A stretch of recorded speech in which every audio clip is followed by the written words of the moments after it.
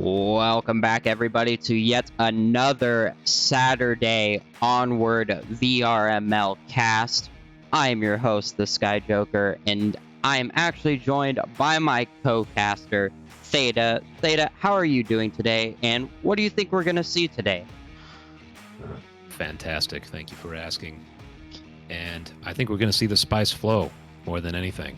These are two teams that have been playing each other quite a bit over the last season in scrims and every other possible matchup, off-season tournaments, I believe, I believe as well. So I think this will be a nice rivalrous match to tune into on this Saturday evening.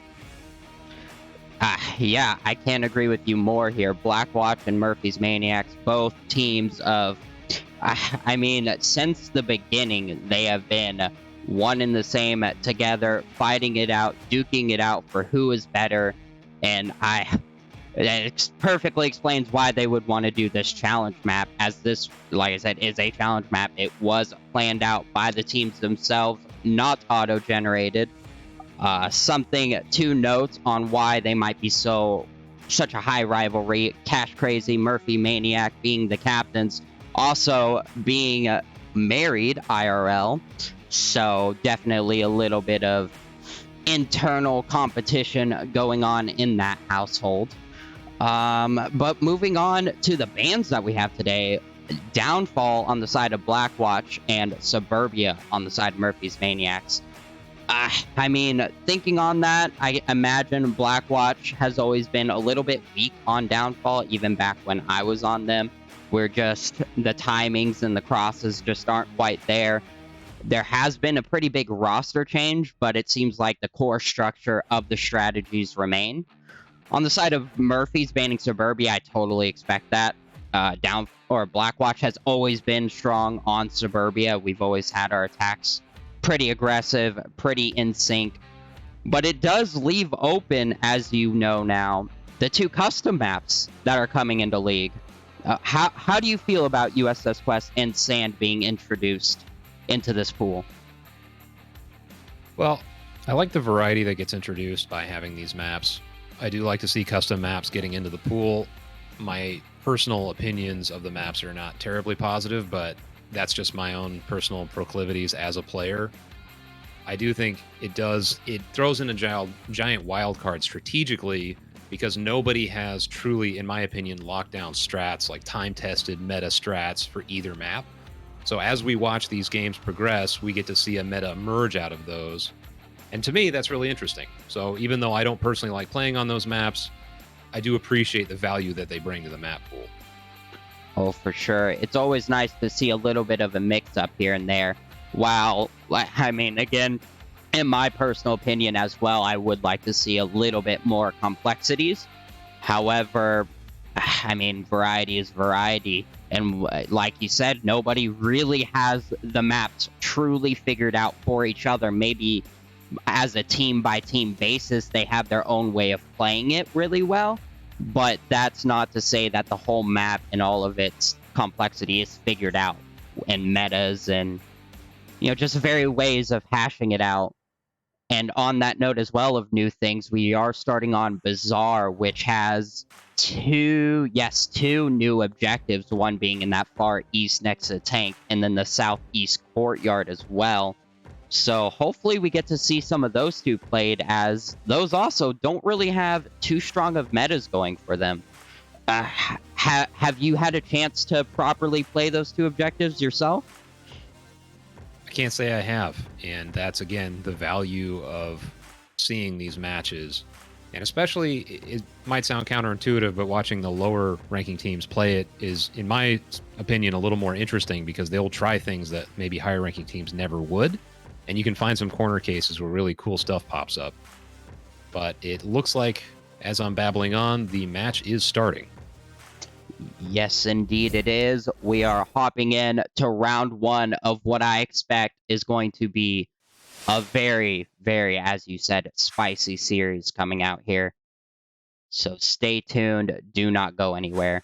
The action is underway, starting with this 3-1-1 split on the side of Blackwatch. Cash Crazy quickly getting an early line on these stairs. Looking for any peaks. Brandon catching one early onto Lambowski from the Coyote.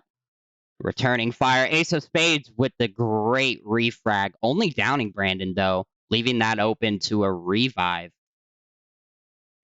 Lambowski as well only downed. Both players could pretty easily get revived if their teammates are careful enough. Hop on over to this east push on Wet the Block. And while they're waiting for this offense to form, I have to say that down on the objective in many cases is critical. If somebody especially can come out behind the tank and confirm that body, not having a person, as I say that, Lembowski gets revived. But that was a really nice pick. If they had finished that off, that would have been critical because the person on the objective at this objective is so important. And as Oh, you Cash say takes that, out Murphy. yes, Murphy getting a little peeky on that window. Lambowski almost gets caught out on the revive, peeking the same window. Brandon with the heavy suppressive fire. This is what you expect to see out of Blackwatch. The LMG in the center, the flankers on the side going for the caps. This is a typical Blackwatch strategy. Silverfire picking up one, Sweet Bean, while Lambowski and Cash Crazy trade. Quickly down to a 4v3 with 4 minutes on the clock. But nobody on Blackwatch has actually managed to cross road. Actually, as I say that, in the east, we do have a cross, Wet the Block, making his way downtown to the objective. Yeah, the only issue I have with this, I mean, it's good that they're encircling, but the problem is they're so disconnected right now. They have to rely on radio communication. There's no visual cues to work off of. Yeah, Silverfire with the westerly flank is kind of lagging behind. His teammates over there in the east have made it across, but he is still waiting. Not having that pinch ability could prove fatal for the late round. Yeah, timing is so critical for that kind of play. And it looks like they're starting to make some progress. Brandon's moving up through the market now. And Silverfire are encroaching from the west side. So if they start getting a move on from the center and the west, this could turn into something beneficial. But as I say that, Murphy takes down Noto. And now it's a 3v3. Yeah, at this moment, Blackwatch needs to be focusing on regrouping and getting their timing right, as they've lost too many people in single sync modes. It's just the one thing you always want to avoid is kind of the one by one attack. It just makes it too easy for the defense to concentrate their fire in one place at a time. Well, for But it looks sure. like, to be fair to them, it looks like they're starting to sync up a little bit. Silverfire now coming around to the west, Wet the Block in the south. And if Brandon starts putting down some good suppressive fire, then, oh, there we go. Wet the Block takes out Murphy in the south. Now a 2v3 in the offense's advantage. Brandon in a really good spot to start grabbing attention here once he makes his way to the edge of this market. Wet the Block and Silver going to have a really nice approach to objective. Ace just waiting for Wet to cross that angle. And Captain in a very peculiar spot, actually. Yeah, there's a big gap here. If Wet the Block gets this kill, then potentially, well, Brandon's firing now. Well, there it goes. So now Brandon, the only one in the center, but there's still a pretty.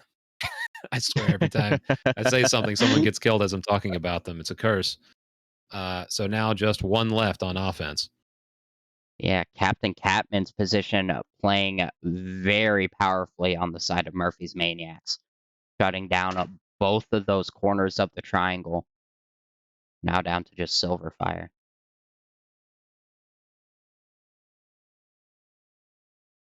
It's running low on time. He's got a minute and 15 seconds. Interestingly, though, if he goes really quietly, he could potentially get past both of them. Yeah, I just Ace of don't know that he's got Spades. time to cover that distance is the only issue. Yeah, Ace of Spades is not peeking out towards objective at all. If Captain doesn't hear him, this could be dangerous for Murphy's. And we saw Silverfire coming out with the clutch cap against Pandemonium the last time they were on Bazaar. think Captain hears those footsteps, though. He's I think definitely they're looking both for hearing him. each other because Silver's going hunting now. Oh, the click from Captain! Oh, his Oh. gun was not loaded. That is unfortunate because he had the drop on Silverfire there. Just, yeah, like you said, the click click comes out. That is a moment I think we've all experienced, and it is not a good feeling. Absolutely brutal. Silverfire pre-firing, keeping him from peeking, and Silverfire gets the kill. Ace of Spades not ready for that aggression. Blackwatch taking the first point out of almost one to say some dumb luck there. I mean, they don't. What key things did you see there that really led to the outcome of that round? First of all, I hope that Blackwatch is coming up with a nickname for Silverfire, something along the lines of like Clutch Fire or something, because this guy, when he's the last one up, I've just seen him clutch a bunch of rounds. It's something he's got a knack for, I would say. But I think the real clutch moments came fairly early. They started getting picks inside the objective building, 2 initial downs right away, and there's a pretty significant psychological impact that happens with that because suddenly you're scrambling around trying to get a revive, trying to coordinate where that gunfire is. And Blackwatch did a very good job, even though they were a little split up, a little far apart at certain points, of coming around and attacking from multiple angles and sort of capitalizing on the chaos that they created. I think that is really what turned the tides in that round. Yeah, that's one thing that is key in the Blackwatch strategy of things is they get the flankers, they get the sideways attackers and cappers from the edges, and then they have the one guy who just causes absolute annoyance and chaos in the center. And it really forces the defenders to constantly be thinking and constantly be on the edge of their seat and not let them get comfortable. You never want to go against comfortable defenders. Those are the most powerful defenders. Yeah, couldn't agree more. Looks like we did have a drop on the Blackwatch side. Wondering if it was actually Silverfire who's dropped out, who before the drop had a 3-0 from that round. Very good pickup coming out of the gate here. Hopefully he comes back, and he does, as I say that. Good for Blackwatch. And hopefully we get right back into this action relatively soon here. And I'm really curious to see how Murphy's reacts and adapts to the way Blackwatch just played this round. Hopping into round number 2. We'll see what kind of defense comes out, if it's comparable to Murphy's Maniacs. Brandon J1 with a flashlight on his pistol, it looks like. An old Blackwatch trick with the flashlight pistol trap.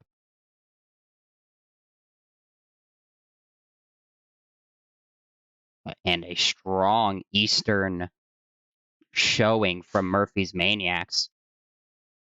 Looks like they're going to opt to maintain that as their primary attack area. Ace of Spades with some early shots onto Wet the Block. Doesn't quite connect, though. And then the rest of the Murphy's Maniacs teams all crossing the road together. And they all make it. Yeah, a little surprised they crossed like that without any smoke, especially after those initial shots, but it worked out for them. Yeah, I'm impressed. Of course, Blackwatch maintaining that relatively condensed defense weren't quite ready to catch out. Other than Cash being able to watch this angle, might catch Murphy. Right as he's making a call, Murphy catches him. And that's a key pickup right on the objective.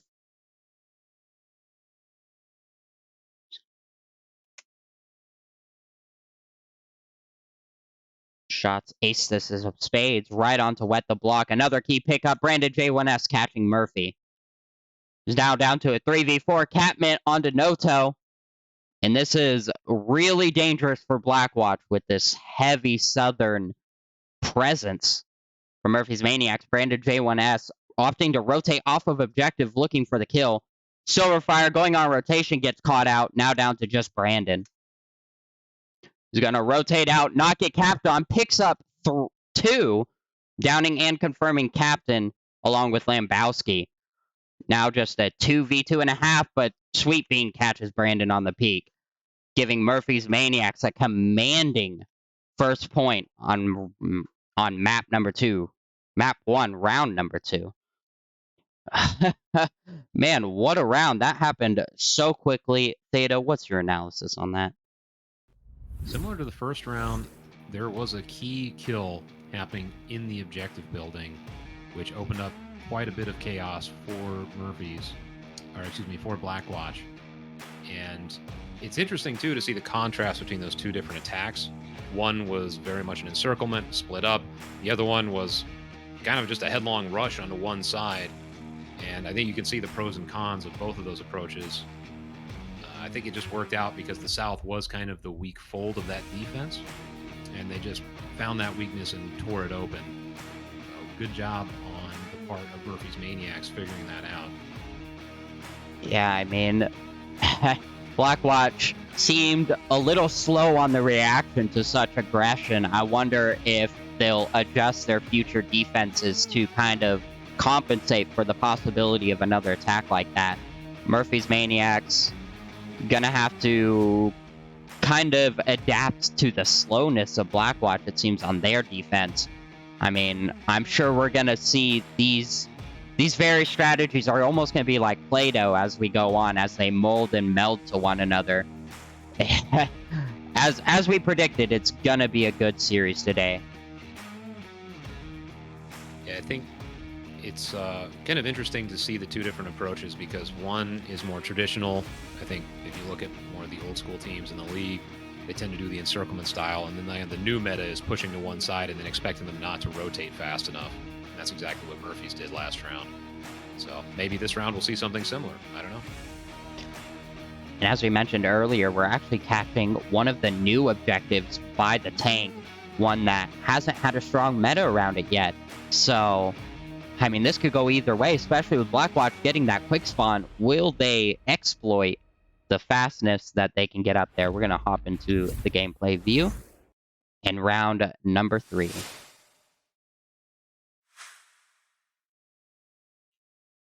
Some early utility coming out from Brandon. Aces of Spades and Catmint getting into this East Courtyard, going to be the ones to challenge them early. But it looks like the majority of Blackwatch is actually rotating more west and not going to utilize the fast spawn or quick spawn. Looks like they're opting to look for early picks before they make any aggressive moves. Silverfire taking up a nice little Overwatch position. This is actually a really tight angle for a possible last man defense position. With the 4X as well on the LMG, not something you see too often. He's going to be the one sending the suppression towards the late rounds so long as he stays alive. He wants all attention on him while the rest of Blackwatch make their move. We do have 2 Blackwatch players moving around in the south. Wet the Block taking some shots onto Sweet Bean. Going to be their obstacle on this approach. Noto might manage to actually sneak up on Sweet Bean. As I say that, Sweet Bean opts to rotate off of that defensive position. And takes up in this, this little snippet inside this shack. I don't know if Noto's going to be prepared for that. I've not seen this angle utilized. Lots of utility over by objective as well. We're going to have to split our attention as Sweet Bean catches Noto. Wet the Block not in a good position to refrag this. Cash Crazy right next to OBJ. See a similar dynamic as the last Marsoc round for Blackwatch. They are taking their time. They're trying to get a pick here and there and then encircle the objective. They are not going to go through one avenue. They're going to find multiple avenues and hopefully time it, which it's a very challenging style to play, but if you can do it right, it's incredibly powerful. Oh, for sure. What the block here is going to have some trouble getting into his designated attack area, though, with Sweet Bean just denying him the approach. But as I say that, What the Block gets the pick in the down. Sweet Bean giving out those callouts before he can get the confirm. Murphy looks like she's going to rotate to go for this revive. What the Block might not be ready for this.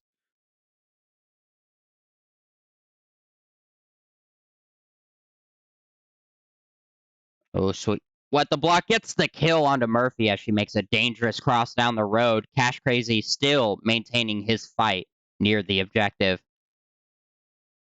Brandon going for this flank onto Ace. And he gets Ace in the side. Lambowski not quite able to get the shots fast enough. What the Block gets to confirm. Now down to just 2 members of Murphy's Maniacs to defend this objective, while Blackwatch get the encirclement going. And they have to be thinking cap if they have an accurate kill count with the solid positions encircled around the objective. As I say that, though, Lambowski denies the southern approach. Cash Crazy picking up Lambowski, now down to just Captain, who should be able to catch any cap positions on this objective from his position. Unless he gets flashed, the cap will not come out. And it is unfortunate that they don't have anybody left in the South. This would have been the perfect moment for the South to come out and take care of Captain Catmit, but it's just not to be on this round. However, they still have a pretty decisive numerical advantage here. Silverfire is a bit far back. I think he's trying to check any kind of rotations that happen, but should be getting closer to the objective to support with the LMG. It's not clear to me if they know where Captain is at the moment. I feel like Cash is aware. As I say that, he goes for the cross. He's going to look for a peeking Captain, and he gets him, giving Blackwatch round number 2. Another Marsoc round 1. The Volk strategy is just not coming out on top today so far. I mean, there was so much to see there, so much attention to be split. Theta, anything I didn't catch there? Well, one thing that I noticed was that the defense was not checking for a cross down the mid street, and the South, although it wasn't the only part of the attack that was important, it turned out to be a pretty big deal. It drew a lot of attention and focus from the Volk that time, and they probably could have saved themselves some pain if they had been looking down the mid and at least seen that cross, if not taken shots. So maybe a lesson to be learned there, that when you're defending this objective, it's pretty critical to see if anybody crosses there, because that's where the encirclement really begins. And if you're playing against a team like Blackwatch that loves to encircle, you have to know where those encirclement points are. Yeah, I mean, something to be learned. Boxing and both boxing and attackers and defenders can just be so crucial and so powerful. To deny them such a key cross to get around to the other side of the objective would have been so powerful. And yeah, they did end up losing 2 to the South, because Sweet Bean going down plus Murphy going for the revive was a lot of resources expended. But we can stop blibber-babbering about the last round as the new round slowly comes your way. Going in to round number 4. Let's go ahead and hop in that gameplay view so nobody has to squint to see what's going on. Round number 4. Another quick spawn coming out. And Brandon dropping another flashlight pistol right on objective towards the tank. A well-aimed drop. Cash Crazy almost gets caught early, barely managing to Neo his way through the gunfire. And he's going to be dangerous for Murphy's Maniacs. He's definitely going to force them to slow down. More shots from What the Block down into the north there. Doesn't quite find any success. Looking for Sweet Bean.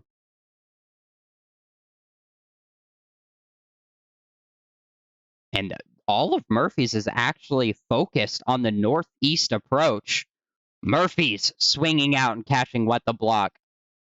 Now very close to objective. C4 not catching anybody. Cash Crazy rotating out of there and onto the pallets. Gets caught out by Aces. Noto catching a peeking Lambowski. Murphy pushing up onto objective, goes for a risky cap. Brandon shutting that down. Sweeping, trying to look for some more picks before moving up any further. The revive comes out. Noto rotating for a revive of his own into the blue room on Wet the Block. And is quickly to a 4v4. Brandon catching Aces, trying to find a kill onto Silverfire. Captain Shots of Silver. Oh, he was on objective. Damn, that was close. That was close. He was actually in the smoke with Tablet out, and they caught him at the last moment there. Man, I had just snapped onto Silver as he saved the day with that kill. Sweeping, and Lambowski gonna have to sync up here and get the pinch on if they're gonna hope to bring this back to their side. We could see our first Volk round victory here.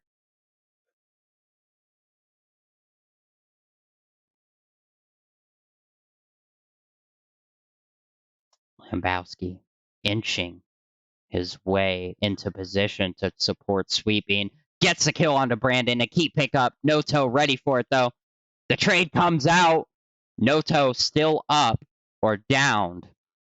Can't give out calls. Can be revived, but is just down to Silver on objective. And they are just a shack away from being able to see each other. Silverfire gonna have to maintain his angle, though, not go for the revive. Oh, he gets caught on the radio, though. Sweeping, catching him on the side. Murphy's Maniacs taking another Marsoc point. Oh, man. Theta, tell us about that cap that almost came out. Well, it was a good attempt.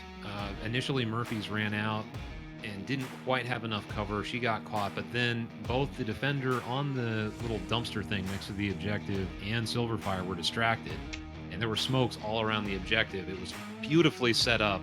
I think the smoke just was maybe a little too far away, and the person capping poked out, and Silverfire saw that and saved it at the end. But it was a pretty nice push. I think it was just a matter of a little bit of bad luck on their side, but that very easily could have been 2 points for them.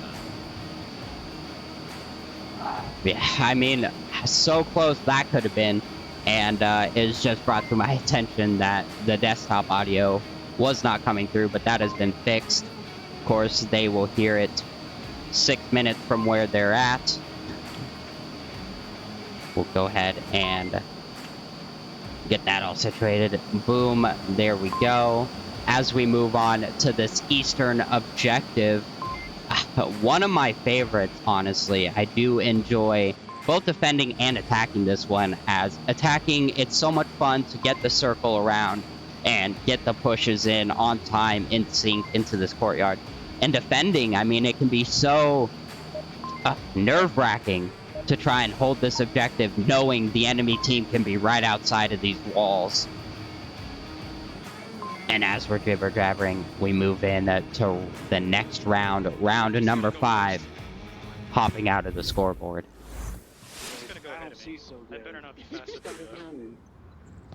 We're off to a 2-2 here, an even tie with a quick spawn coming out for Blackwatch. They didn't exploit the last quick spawn. We'll see if they do it this time. I know back when I was on Blackwatch, we loved that quick spawn and put all of our resources into getting across it. But it looks like the strategy has since changed as they are taking the slow and methodical approach that they've been doing so far. Well, dumping all your resources into a quick spawn attack can pay off, but it's risky. And I think Blackwatch is playing into their strengths here. They've shown that they're very good at the encirclement attack. Saying, you know, we're going to play it safe. We're tied up right now. Let's get a chance at winning this and then being on Volk for a potential map-winning round. Just caught on to Sweeping over here, having a good old time groaning, feeling it in their back under this red truck. Looking for Cash Crazy. I'm wondering if, as this is an old Eclipse spot, an OG Blackwatch player, we'll see if Cash Crazy is actually ready for this position.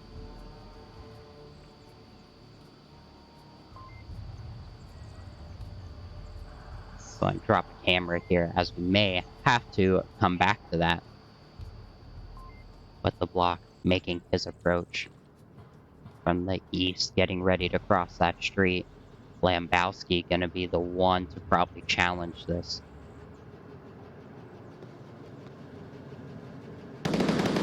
Shots from Sweet being on the catch. Under that red truck, a very solid position. More shots, wet the block, and Noto picking up Lambowski together. Very good duo approach here. Evening things up to a 4v4. More shots from Sweet being in the north. Looks like just the confirmed shots. What the block looking for an angle on another defender. As the east gets prepared for their encirclement.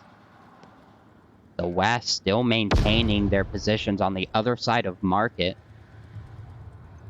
Noto getting a little over aggressive, out of sync of the rest of the team. Just looking for Murphy. Probably hears these footsteps. I think Wet the Block is probing around trying to Sweet Bean.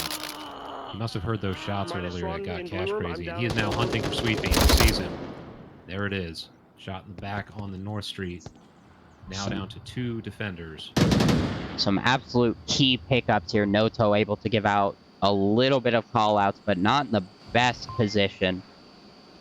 Wet the Block going to try and sneak his way up here. Captain should be ready for this. As I say that, Captain picks up the down. Going to go for the confirm.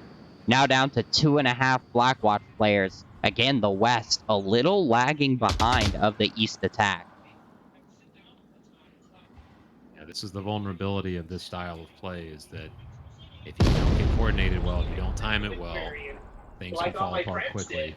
Now, that's not to say this is out of their hands. It's still 2.5 to 2. They have one person down near objective, give call-outs, but they are not going to have support from opposite sides. In fact, I think the best plan here is for Brandon and Silver to split up. Oh yeah, for sure, especially since Captain and Aces are both so focused on this westerly approach. With only 2 minutes left on the clock, they could opt for a small rotation. Silverfire checking the code. Brandon picking up Aces, getting really peaky. Not the thing to do here, knowing that they have so few up on objective left. Down to just Captain Catman. Silverfire with a lot of background noise will not be able to sneak up onto Captain here and get that amazing cap that he oh so hoped for. Especially with the 4x on the LMG coming up in these close quarters, not going to be easy for him.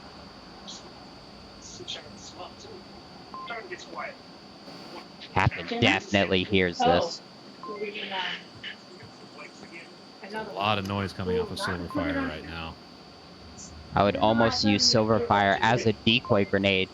Silver just waving around. He knows he's in the spotlight. I think he's actually just holding Captain's attention while Brandon goes for this revive.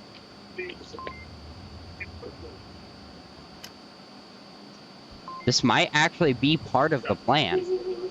There it is. Now they can encircle. 1 minute left. Still down to a 2-1 as the revive did come out. And like you said, 60 seconds. They're going to have to opt for something, although they are so close to objective. They have some options. Oh, but Captain goes for the peak to look for the cap and gets caught out, giving Blackwatch the 3rd point on map number 1. Theta, tell us more about these high-risk situations that we just saw. I'm not sure what to make of that Silverfire moment we were just witnessing. It almost sounded like he was talking to somebody else in his play space, but it's very possible that he was doing that intentionally to draw attention to himself, and he sort of got sacrificed for that, but it ended up working out beautifully because as Captain was focusing all of his attention on that, his teammates were coming around the opposite side, and then because he's the last one up on this objective, he has to keep rotating, so he was in the worst possible position to get shot. Wow, that really worked out. Silverfire once again playing a clutch role, although not in the traditional sense of getting the last kill or a cap. Yeah, I mean that something to note here, Silverfire plays around his family a lot, so he most commonly does have a lot of background noise, and I feel like Blackwatch have kind of tuned into that and have been implementing that into their strategy. So it's really interesting how teams think outside of the box, especially like you said, at these bronze levels. As we move into the next round. He was probably sitting on the stairs, but I mean, everybody wants to watch the top teams play, but sometimes these are the most fun games to watch because you just see truly unorthodox tactics being used. Oh, for sure. I mean, things that these bronze level teams do that, quite frankly, master teams would be too afraid to do and risk of losing. For sure. Brandon, once again with the flashlight trap. And a C4. Oh, so if they come around that corner looking for the C4, the flashlight will still blind them.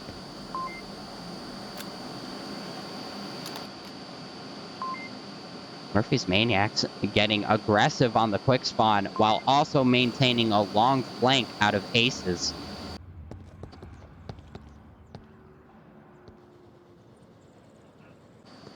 Murphy getting way ahead of the rest of the team. And gets punished for it by Cash swinging out onto the north.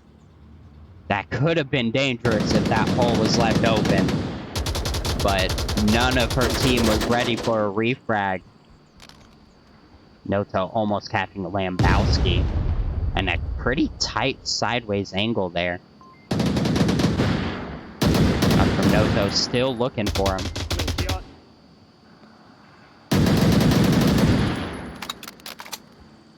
Captain and Lambowski just looking for some picks before they get any closer.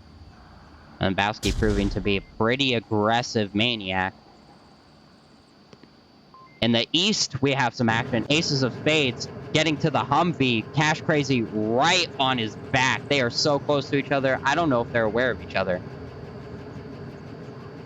Ace of Spades right under his viewpoint. Sweet Beam picking up one. Noto getting the refrag.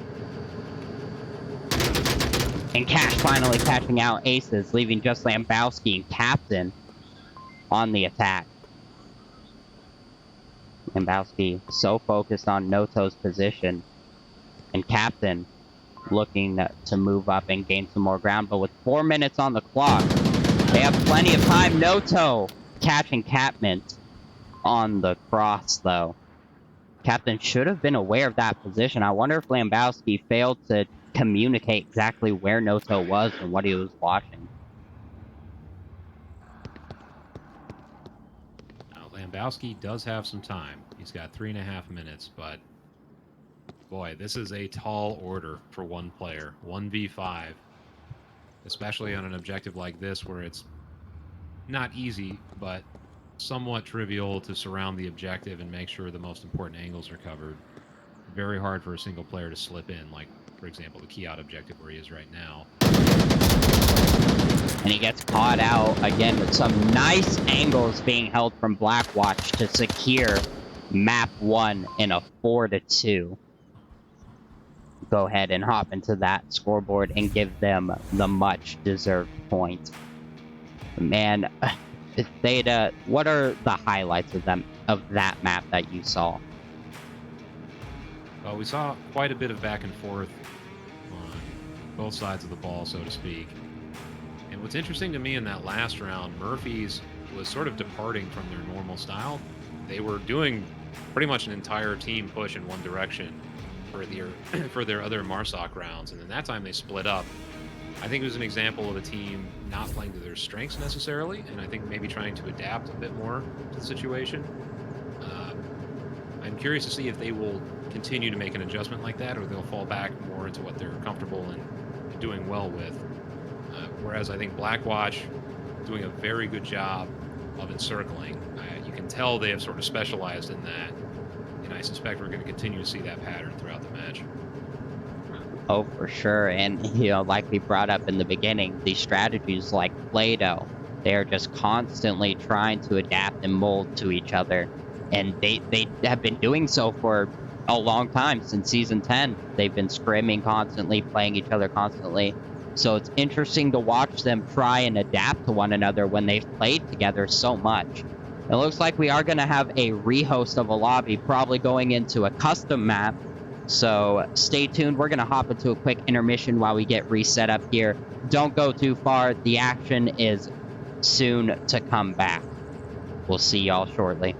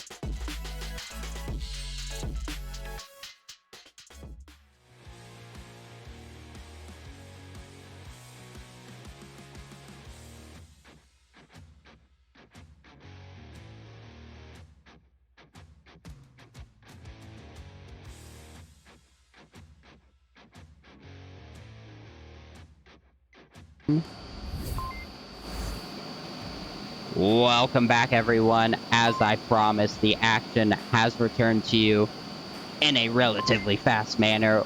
And as you can see on screen, map number 2 is going to be USS Quest. Theta, we were just discussing these new maps coming into the pool, and now we are about to witness one being played. How do you feel about this map?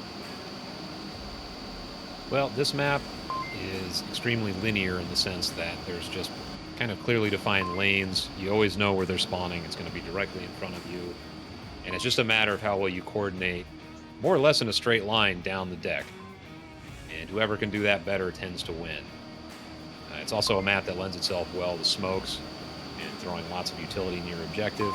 Especially you put some smokes in the most dominant lanes across the deck and then just get across as fast as you can. I think this will, if I were to guess, I would think this favors Murphy's a little bit more, just because they've shown that they like concentrated attacks. You can't really encircle on this map. There's just no real way to flank. You can send people on either side, and there's some space between those sides, but beyond that, it's basically cargo on a boat in that sense, where you don't have to think too much about other more complex factors like different spawn locations and flanks and so on and so forth. Oh yes, for sure. I think the simpler style of USS Quest is, like you said, definitely going to play in the favor of Murphy's Maniacs. Murphy's proving themselves to be, I would say, a little bit better at being aggressive than Blackwatch. Blackwatch definitely feels more comfortable and safe in their ability to outthink their opponent as opposed to being able to outplay their opponent.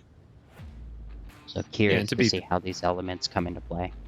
To be fair, it's both to some degree. It's just more like, you know, which way does the pendulum swing further? And you still have to outthink people. It's not just, I don't want to make it sound like if you win on a map like this that you're you know, like a Neanderthal or something. It's not like that. Oh, for sure. No, there's definitely strategy to these maps. And in fact, almost more so to have to think up a strategy to how to counter an aggressive team. If you're not aggressive yourself, you need to be the smarter player. Yeah. Hopping in to round number 1 of map number 2. We'll see how this goes and if our assessments or pre-assessments are correct.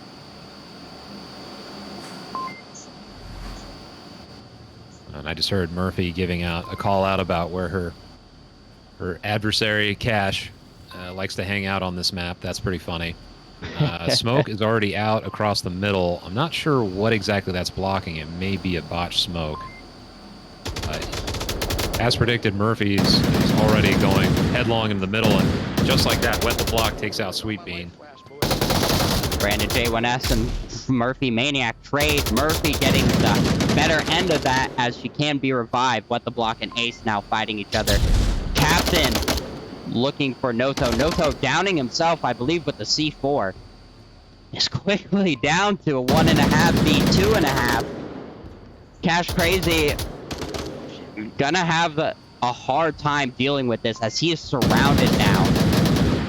He's using the door for cover, but he gets caught out. Silverfire now the last man, and Murphy's Maniacs commandingly take the first round. I mean, so much action just happened in the last 30 seconds of that. I definitely didn't catch all of that. Theta, what did you see?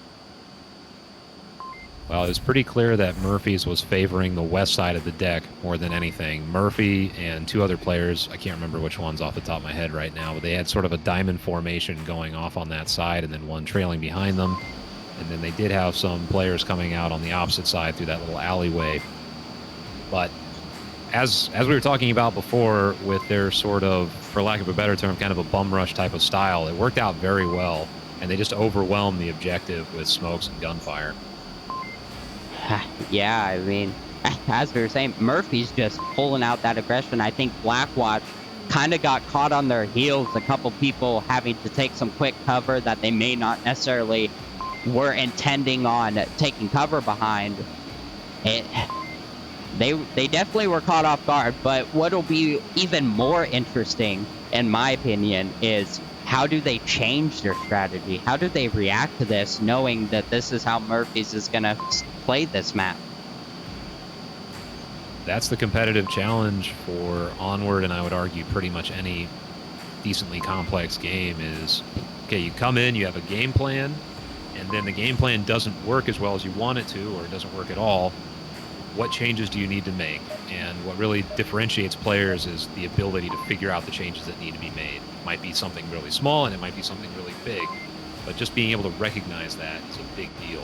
So, like you, I wonder if we'll see a change here.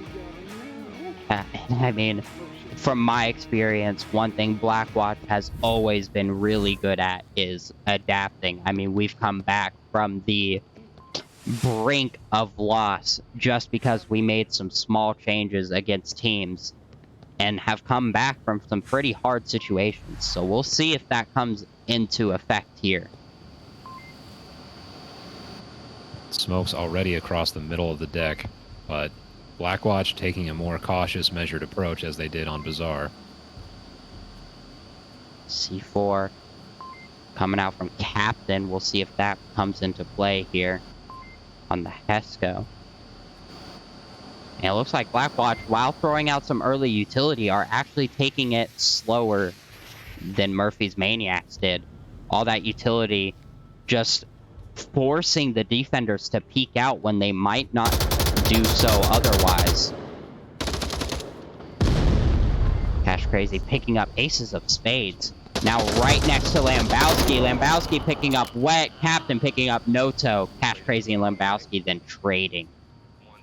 Both of them are actually down to talking to each other now.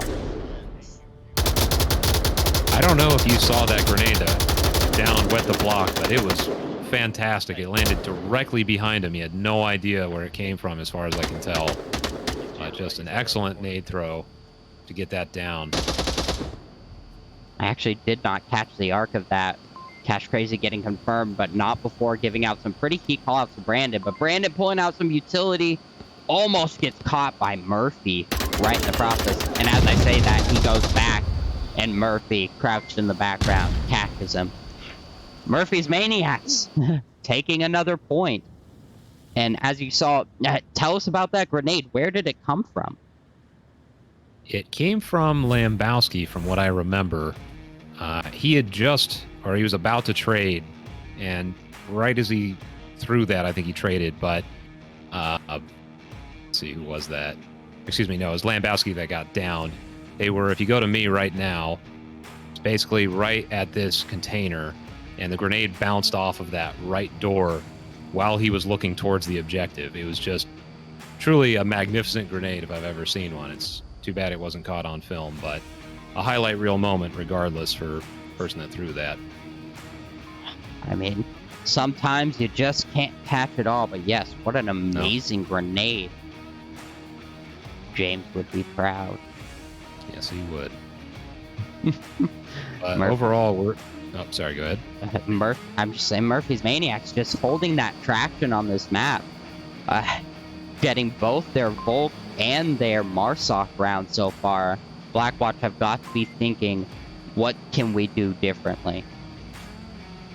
Well, I'm looking at the map right now for where all the X's were from that last round. You can see they're pretty clustered together, and it felt like Murphy's had a pretty good setup for trapping people in that area. Blackwatch was sort of taking their time and moving up, but then they came into sort of a critical area, and Murphy's knew that and just sprayed them down as they came in. Yeah, Murphy's Maniacs definitely doing their fair share of homework on this map. They definitely have a good understanding of it and how to be powerful on it, how to be aggressive on it as we move into round number 3. Let's take a look here. Full 6 minutes on such a small map. Plenty to do, but Murphy's Maniacs is wasting no time getting shots onto the defenders. One's over here on the right. Yep, I think it's Cash. Aces of Spades saying shots on the right. I think it's Cash Crazy, and he would be correct. So that shows, oh, what a beautiful, beautiful C4 onto Murphy over the top. But it clearly shows Murphy's Maniacs, as they pick up Wet the Block as well, have done their homework on Blackwatch on this map, knowing exactly where the positions are. Brandon picking up a couple, Cash Crazy picking up another, and now down to just 2 of Murphy's Maniacs on the same side of the ship, not allowing for any pinches to come out unless they opt to rotate. And with 5 minutes on the clock, they could if they chose.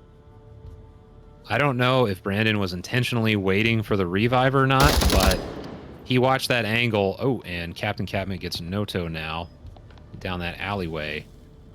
But yeah, there was a revive, and as they were reviving, they were lined up perfectly for his line of sight, and he took them both out. It's an excellent angle to be holding. Some smoke comes out to cover the cross, but is going to give away this rotation. More smoke coming out. Silverfire almost catching Captain.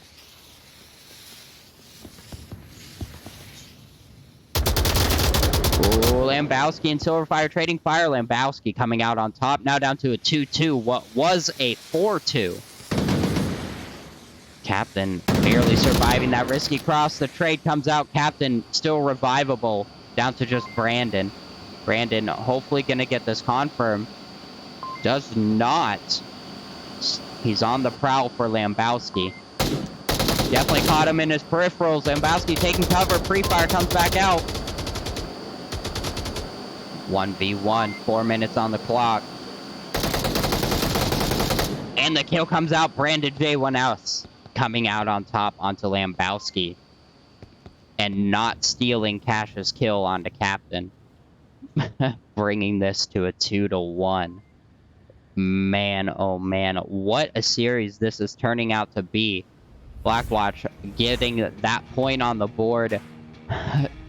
Theta, how are you feeling now about this? Well, I think the key moment in that last round was the one I was describing where that double kill came because Brandon could just watch that one angle. There had been a down in that spot just adjacent to him. And then the revive came and there's 2 people in one spot and they just immediately lost 2 attackers. A 2-for-1 like that is critical. And of course, Brandon was the last one up. So that angle being held and then he rotated back, I think that made a huge difference. It gave them a numerical advantage early enough that they could figure out how to clutch that round. So good defense by Blackwatch on that one. Oh, yes, an amazing defense. We'll see if Murphy's Maniacs can follow suit to continue their lead, or if this spells the beginnings of a Blackwatch comeback. We'll hop right into this gameplay action so nobody has to squint and get the round 4 up and going. Lots of conversation coming out from Murphy's Maniacs. They are definitely in high spirits for this game. They are not going to let the first map upset hurt their morale. And as I say that, smoke coming out from both teams, just all over the place. Cash Crazy picking up one early. Noto also picking up one early. Wet the Block picking up another early. And 3 dead on Murphy's Maniacs in the matter of 10 seconds. Right at the beginning. We just hit 30 seconds in this round. That's a tough pill to swallow if you're on defense right now. For sure. And Murphy Maniac getting aggressive for only having 2 of them up. And the trade, the husband and wife trade, Murphy and Cash, now talking to each other. What a historical moment we've just witnessed here, folks. Cash Crazy gonna get the dubious confirm onto his significant other. Down to a 5v1 captain all alone to defend against this entourage that is Blackwatch.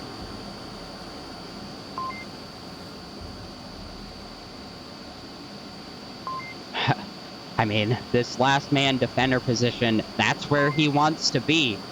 He has a slight chance of picking some off, but he is guaranteed nobody's going to cap on him.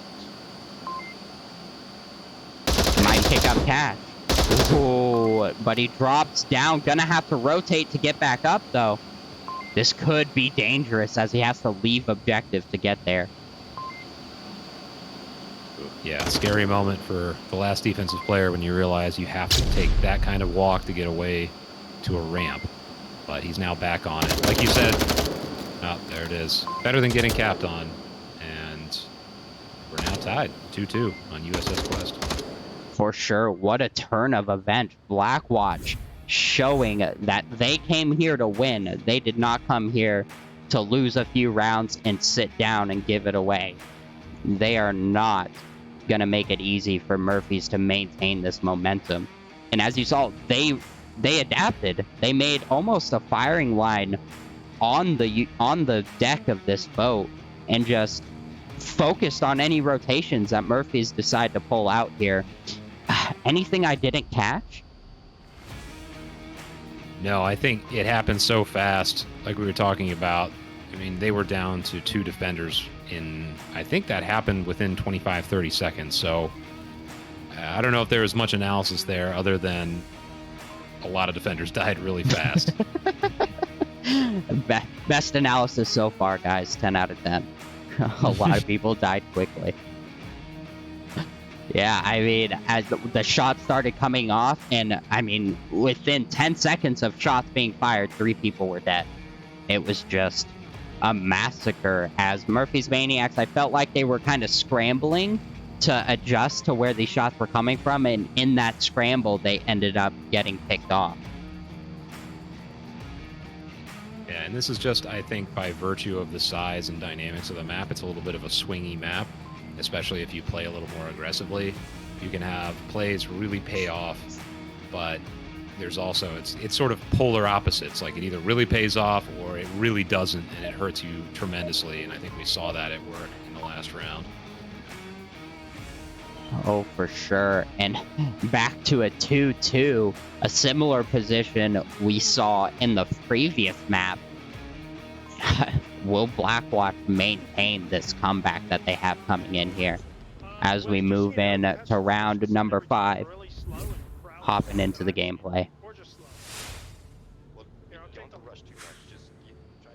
Cash Crazy telling his team not to rush too much, to stay a little condensed and not get over aggressive. Murphy's Maniacs maintaining a full middle approach, nobody on the flanks. What the Block and Noto really focused on that eastern flank. And they've all just kind of stopped there. Ooh, this could get dangerous for Murphy's because right now Blackwatch is sending their defenders around them.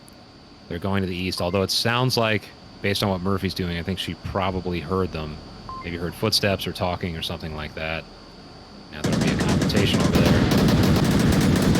Oh yeah, Murphy's getting down by Wet the Block as she tries to stop that approach, but then Lambowski and Ace is getting aggressive, picking up a couple. Now down to a 3-3, Cash Crazy alone on objective. As the two flankers are still long ways away, gets picked off by the two attackers. The objective is effectively wide open. Sweet Beam picking up one. Aces of Spades running in for the cap. This could spell the end of map 2 as Murphy's Maniacs could take it. But the Block, nowhere near objective. Aces is on the objective, and unless he... Oh, like I said, the cap comes out. Yep. Murphy's Maniacs pulling out the 4-2, just like Blackwatch did to them the previous map. And we are, once again, today, moving in to a map 3 decider. Theta, what allowed Murphy's Maniacs to get so close to the objective like that? Well, it was funny because there were flanks on opposite sides from opposite teams. So on the one side in the east, you had two defenders running around in that alley, and they went all the way around. And potentially, if they had gotten around a bit faster, maybe they come and shoot the offense in the back. But while they were doing that, their offensive players coming from that lower catwalk, and Cash was more or less isolated on there. There was nobody else there to help him out. So once he got taken out, the objective was wide open. That was the key moment when he went down for that cap to happen. Oh yes, leaving that solo defender all by his lonesome. Cash being a good player, but just wasn't enough to hold down that defense. And as we were talking, we moved on to the third map, and lo and behold, once again, map 3 decider on Subway. I mean, I'm sure we all know, but Theta, how do you feel about this map? You might say I like Subway, but that would be an understatement of quite a large magnitude. This is by far my favorite map, and nothing gets me more excited during a cast than to see a deciding round being on Subway. We are starting on an objective which is not my favorite, but fingers crossed we get North Stairs objective at some point. Oh, for sure. And it's kind of funny. We actually, like I said, the previous cast I just did, we had a map decider, and the very first objective was North Stairs. So, yeah, I really hope we get to see another one of those. What about analysis-wise? How do you feel these two teams are going to fare on this map? Just based on what I've seen so far, I would personally put the advantage towards Blackwatch on this map, only because they have shown they're much more interested in kind of that deliberate encirclement type of mentality. The teams that really rush hard and make it a point to send, let's say, 4 or 5 in one direction or something, they don't usually do well on Subway just because there are so many ways to get funneled and attacked by the defense without really the defense having to expose themselves too much. There's a lot of C4 opportunities. There's a lot of places where defenders can fire from cover. It's just not a great place to be if you're not good at splitting up and coordinating attacks and encircling patterns like Blackwatch. 100%. I would definitely throw this a little bit towards Blackwatch. But on the other hand, Murphy's Maniacs proving to be a little bit superior in the close quarters fights and the direct on engagement. Sweet Beam bringing a shotgun with a flashlight. Interesting meta here. Let's go ahead and hop into the gameplay. So we'll see which ideal comes out on top, whether the more methodical surrounding or the more aggressive assault. It's the battle of the wits here. Moving into round number 1. There's already a confrontation here between Sweet Bean and Noto now in the basement. Oh, both of them throwing grenades. Sweet Bean almost blew himself up. He decides to back off and go towards better cover, where Noto now will have to expose himself if he comes down that hallway. But Noto now picking up on that and throwing out his own counter strategy, going to the other hallway in the basement. It's fascinating to watch two players maneuver around each other like that. You can see the mental game going on between the two of them, trying to figure out who's going to move where. Oh, for sure. That's one of my favorite aspects of Onward in any game, really. I love the psychological aspects, the mind games that you play with people. It's my favorite thing above all else.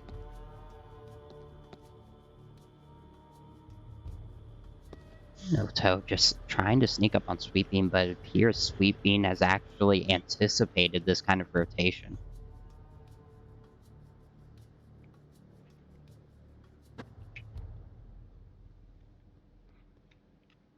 Lots of noise coming out from Sweet Bean. Noto is definitely aware of his position now.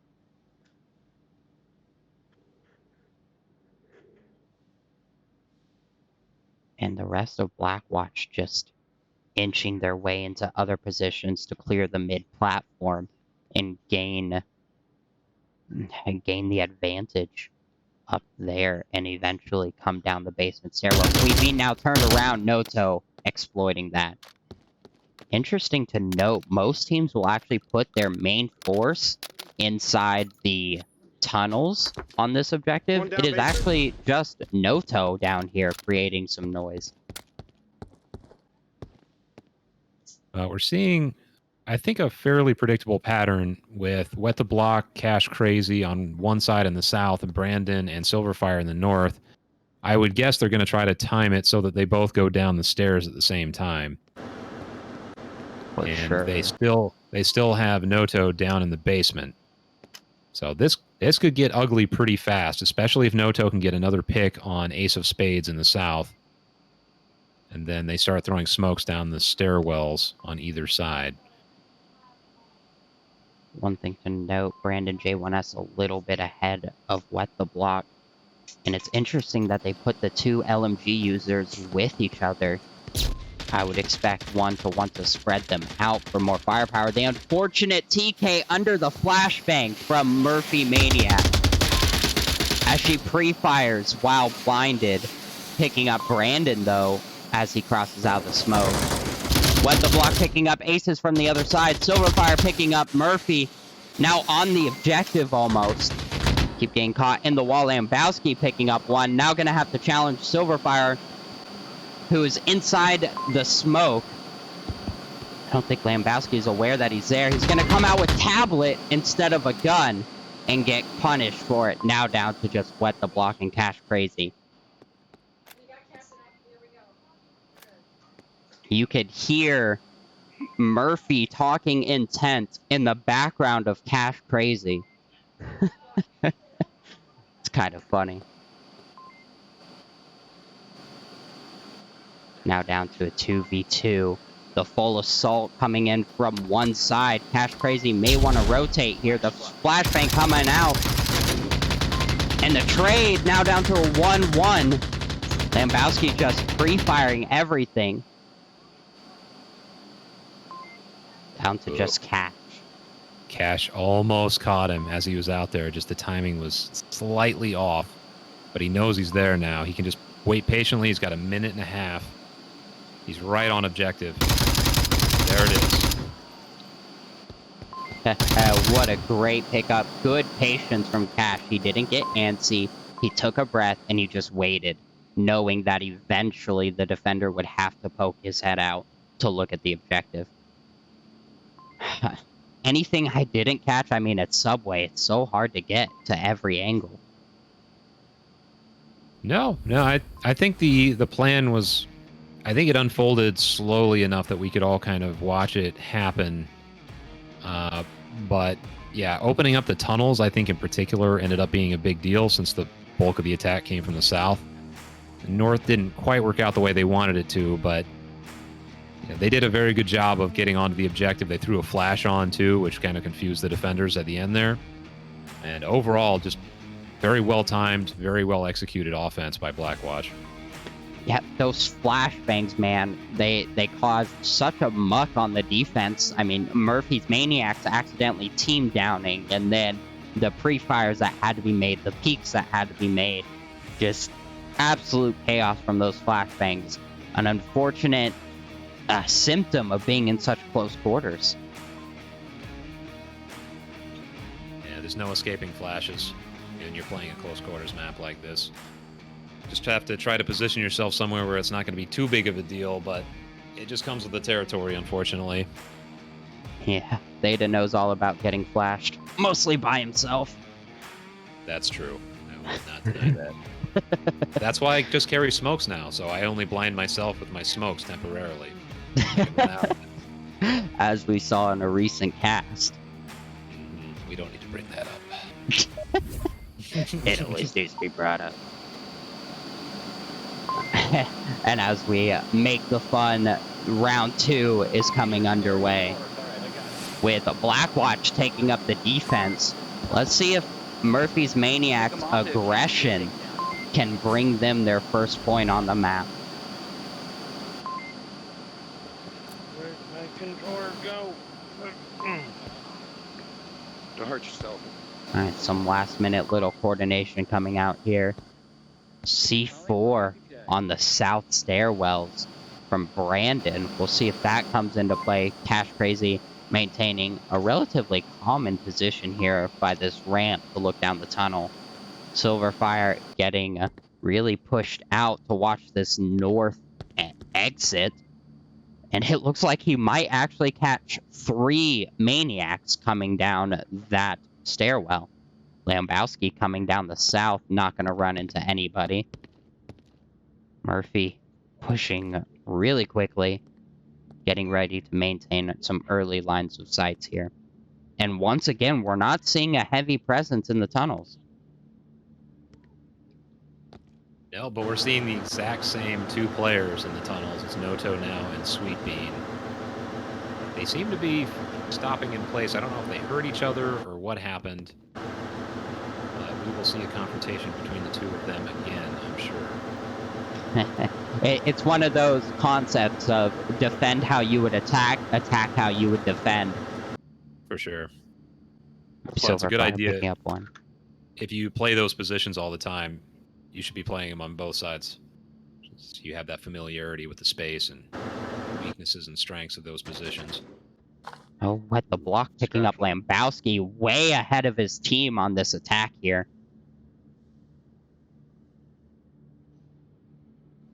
Captain's gonna try and challenge Silver, and he catches him out just as I hop on over here.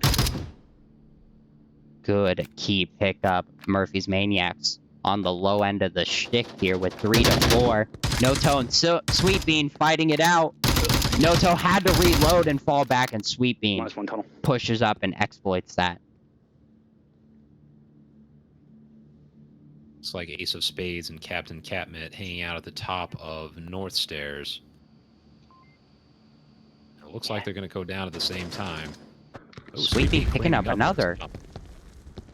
That was a critical pickup. Now they can start encircling a bit. Yeah, this pinch is going to be key in this. Cash Crazy barely missing his shots. Utility comes out. Sweet Bean picking him up from the far end. Brandon, now the last one left, going to catch Catmint. Now going to look for Sweet Bean on the swing, and Sweet Bean comes out on top. Murphy's Maniac's aggression winning them this one. I mean, Theta, why did that work? Well, the big one, once again, it came from the tunnels. Sweet Bean got, I think it was 2 kills that round, either 2 or 3, I can't remember, but just cleaning up in the south. And then a nicely coordinated, aggressive push down the north stairs from the rest of the team. And they had an excellent smoke and flash combination that just made it nearly impossible to defend that side from the, as I call it, the kook machine, since it has a U in it. but they just didn't know what to do about that. And then one defender left on objective. He was getting surrounded too. So overall, just again, excellent offense. We're seeing both of these teams very, very comfortable offensively.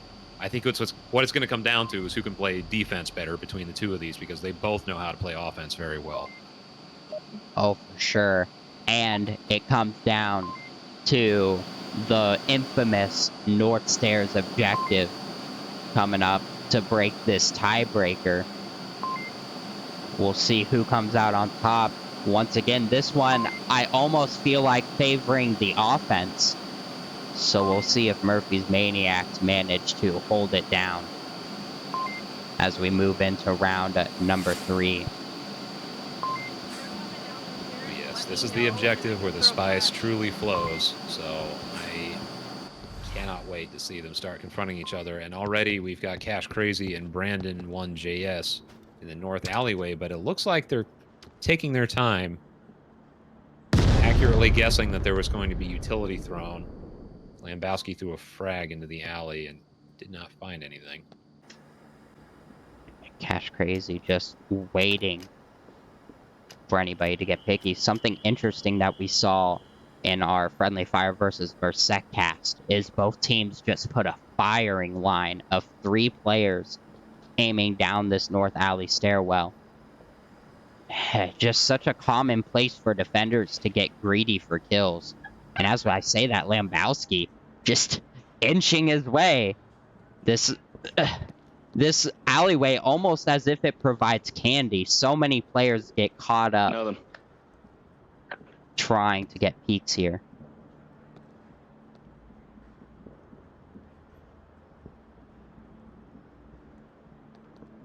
And Noto now just past Sweet Bean. So these two are just playing in similar positions every round so far.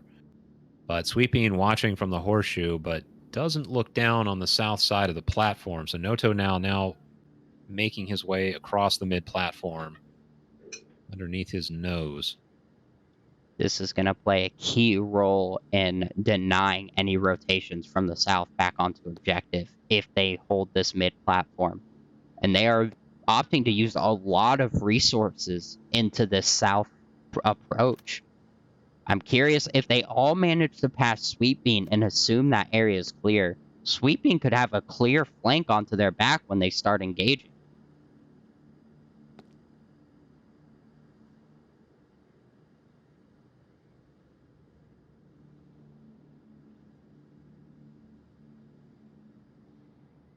Hoto slowly inching his way. Lambowski finding one. Brandon getting a little aggressive.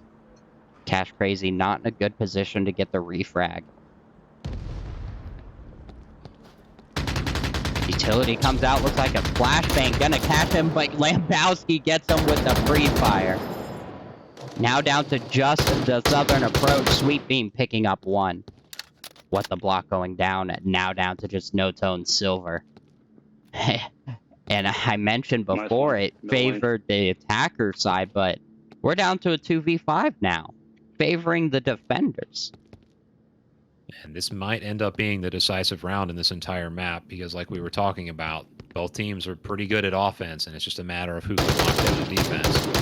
And Noto now goes down to his map nemesis, Sweet Bean, and it's all up to Silverfire. 1v5 on a heavily defended objective. Doesn't have a sneaky way to get in there at this point. Maybe miracles can happen, I guess, but this is not looking good for Blackwatch so far. Yeah, Sweet Bean about to catch Silver in the back. As I say it, Sweet Bean claims the final kill and gaining the second point for the away team, Murphy's Maniacs. Theta, why did Blackwatch fall apart so quickly?